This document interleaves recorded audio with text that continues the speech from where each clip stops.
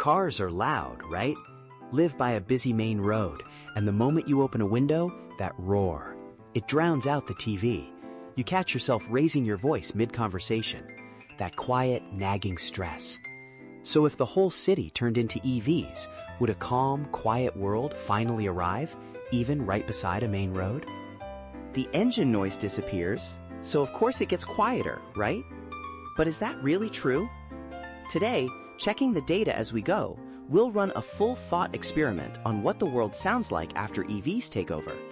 And the conclusion, honestly, was pretty surprising. First, the basics. Let's break a car's sound apart. A car doesn't make just one noise. 3 sounds are stacked on top of each other. The first is the noise from the engine and exhaust. The second is the tires scrubbing against the road noise. The third is the air slamming into the body, wind noise. And the only one an EV removes is the engine sound. The lead roll changes with speed. Stopped or at low speed, the engine is loudest. But somewhere past 50 kilometers per hour, road noise steps into the lead. And at 80 to 100 kilometers per hour, wind noise joins in too. At main road speeds, the engine is already just a supporting actor. Now, let me share a genuinely shocking fact. Sound doesn't add up the normal way. The decibel is built on a logarithmic scale. So even if you stack 2 equally loud sounds, the total rises by only 3 decibels. Our ears need about -10 decibels to finally feel a sound has halved. At -3 decibels, it's the kind of difference you only notice when told. So, let's actually run the numbers for a car doing 60 kilometers per hour on a main road. These are rough roadside values for each source. They're representative figures, based on European studies measuring real EVs and gas cars on real roads, and on tire noise research. Engine and exhaust, 65 decibels. Tire road noise, 68 decibels. Wind noise, 58 decibels. Add these 3 by the logarithmic rule, and the gas car totals exactly 70 decibels. Now let's swap this car for an EV. We delete the engine's 65 decibels entirely. What's left is just the tires, 68, and the wind's 58. Add those together, 68.4 decibels. Gas car, 70 decibels. EV, 68.4. The gap is just 1.6 decibels.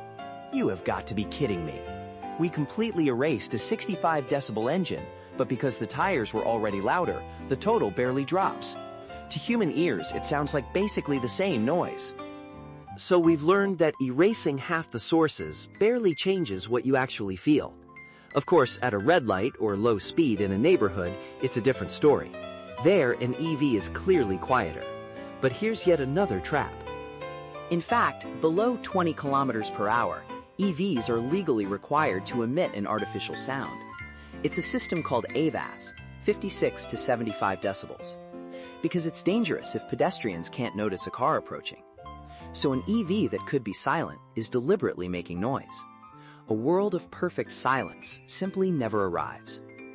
Plenty of people enjoy the futuristic sound today, but if every single car were replaced, even a Doraemon-style future, it seems, stays just as noisy. But we're not done yet. What you actually perceive isn't fully captured by the roadside meter. The key is pitch, frequency. Engine sound is a low-frequency rumble. Tire sound is higher, a sharp hiss. And low and high sounds pass through walls completely differently. Low sounds have long wavelengths. They shake walls and window glass and pass straight into the room. The high tire sound, by contrast, is largely absorbed by the wall. So if you recalculate for inside your room alone, the engine, a bit player outside, turns out to be the #1 culprit indoors. And that culprit is exactly what going EV removes. Sadly, even when that future arrives, the roadside meter barely drops. But that low growl that was drowning out your TV, that one gets wiped out, specifically. As long as your window stays shut, the outdoor reading and your indoor experience won't match. On paper, the physics says nothing changed, yet life inside the house really does seem to get quieter. But what if full self-driving becomes normal, and the car turns into a room on wheels? The roadside no one wanted to live beside because it was just too loud might become the most desirable area of all. But that's a story for another video. Thanks so much for watching all the way to the end. On this channel, from an engineer's point of view, we dig into the everyday mechanisms around us, the ones you thought you knew, but maybe never quite understood. If today's story sparked even a little curiosity, I'll see you in the next video.